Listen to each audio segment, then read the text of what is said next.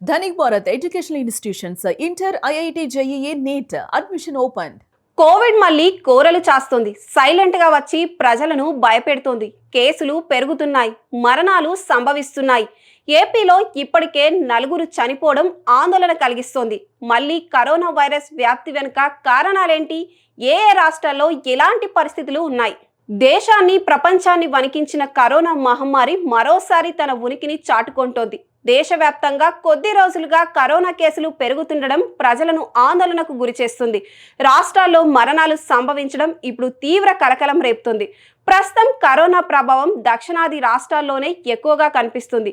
తాజా గణాంకాల ప్రకారం కేరళలో 115 కేసులు నమోదు కాగా, కర్ణాటకలో 64, మహారాష్ట్రలో 43, తమిళనాడులో 39, ఢిల్లీలో 18, అండమాన్ నికోబార్ దీవుల్లో 13 కేసులు నమోదయ్యాయి.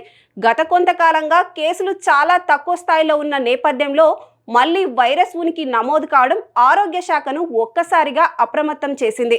ఇక ఆంధ్రప్రదేశ్లో కరోనా విజృంభణ తీవ్ర ఆందోళనకరంగా మారింది. చాప కింద నీరులా విస్తరిస్తూ మళ్లీ పంజా విసురుతోంది. గత నెల 26వ తేదీ నుంచి ఇప్పటి వరకు రాష్ట్రంలో 13 కరోనా పాజిటివ్ కేసులు నమోదయ్యాయి. అయితే ఇక్కడ కలవరపెడుతున్న అంశం ఏమిటంటే, ఈ 13 మందిలో 4 ఇప్పటికే మరణించడం. ప్రస్తుతం మరో 4 ఆసుపత్రిలో చికిత్స పొందుతుండగా మిగిలిన వారు కోలుకుంటున్నట్లు వైద్య వర్గాలు తెలిపాయి. మరణించిన వారిలో ఎక్కువ మందికి ఇప్పటికే ఇతర దీర్ఘకాలిక ఆరోగ్య సమస్యలు ఉన్నట్లు సమాచారం అందుతోంది. అయినప్పటికీ కరోనా సోకిన రోగుల్లో ఈ స్థాయిలో మరణాలు నమోదు కావడం ఏపీ ప్రజల్లో తీవ్ర భయాందోళనలకు కారణమవుతుంది. ఈసారి కరోనా కేసులు పెరగడానికి ఒమిక్రాన్కు చెందిన కొత్త సబ్ వేరియంట్లే ప్రధాన కారణంగా భావిస్తున్నారు. ప్రస్తుతం వ్యాప్తి చెందుతున్న NB.1.8.1 XFG వంటి సబ్ వేరియంట్లు గతంలో కరోనా సోకిన వారికైనా లేదా ఇప్పటికే 2 డోసుల టీకాలు తీసుకున్న వారికైనా సరే మళ్ళీ ఇన్ఫెక్షన్ కలిగించే సామర్థ్యం కలిగి ఉన్నాయని నిపుణులు హెచ్చరిస్తున్నారు.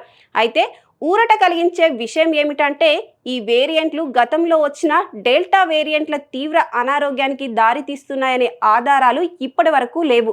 మరోవైపు గతంలో వ్యాక్సిన్ ద్వారా వచ్చిన రోగ నిరోధక శక్తి కాలక్రమేణా తగ్గిపోవడం, మాస్కులు ధరించకపోవడం, రద్దీ ప్రాంతాల్లో జాగ్రత్తలు తీసుకోకుండా నిర్లక్ష్యంగా తిరగడం కూడా ఈ వైరస్ వ్యాప్తికి కారణమని నిపుణులు భావిస్తున్నారు.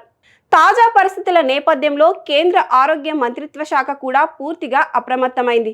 రాష్ట్ర ప్రభుత్వాల పరిస్థితిని నిరంతరం పర్యవేక్షించాలని, అవసరమైన చోట వెంటనే కరోనా పరీక్షల సంఖ్యను పెంచాలని ఆదేశించింది. భవిష్యత్తులో ఎలాంటి అత్యవసర పరిస్థితి వచ్చినా తట్టుకునేలా ఆసుపత్రుల్లో ఆక్సిజన్ ప్లాంట్లు, ICU పడకలు, అవసరమైన మందులను సిద్ధంగా ఉంచాలని కేంద్రం ఆదేశాలు జారీ చేసింది. ఇప్పటికే కొన్ని రాష్ట్రాల్లో ముందస్తు జాగ్రత్త చర్యల్లో భాగంగా ఐసోలేషన్ వార్డులను సిద్ధం చేయడం, హోమ్ ఐసోలేషన్ మార్గాలను అమలు చేయడం కూడా ప్రారంభించారు. ఈ కొత్త సబ్ వేరియంట్ల బారిన పడిన వారిలో ఎక్కువగా జ్వరం, గొంతు నొప్పి, దగ్గు, ముక్కు కారడం, ఒళ్ళు నొప్పులు మరియు అలసట వంటి లక్షణాలు కనిపిస్తున్నాయి. ఇవి సాధారణ వైరల్ ఫీవర్ లేదా జలుబు లక్షణాలను పోలి ఉండడంతో చాలా మంది పరీక్షలు చేయించుకోకుండా నిర్లక్ష్యం చేసే అవకాశం ఉందని నిపుణులు హెచ్చరిస్తున్నారు. ఈ లక్షణాలు 2-3 రోజుల కంటే ఎక్కువగా కొనసాగితే వెంటనే వైద్యులను సంప్రదించాలి. ముఖ్యంగా 60 ఏళ్లు దాటిన వృద్ధులు, గుండె ఊపిరితిత్తుల వ్యాధులు, మధుమేహం, కిడ్నీ సమస్యలు ఉన్నవారు మరియు రోగనిరోధక శక్తి తక్కువగా ఉన్నవారు మరింత అప్రమత్తంగా ఉండాలి. రద్దీ ప్రాంతాల్లో మాస్కులు ధరించడం, చేతులు పరిశుభ్రంగా పాటించడం, స్వీయ చికిత్సకు బదులుగా వైద్యుల సలహా తీసుకోవడమే ప్రస్తుతానికి మనకున్న ఉత్తమ రక్షణ.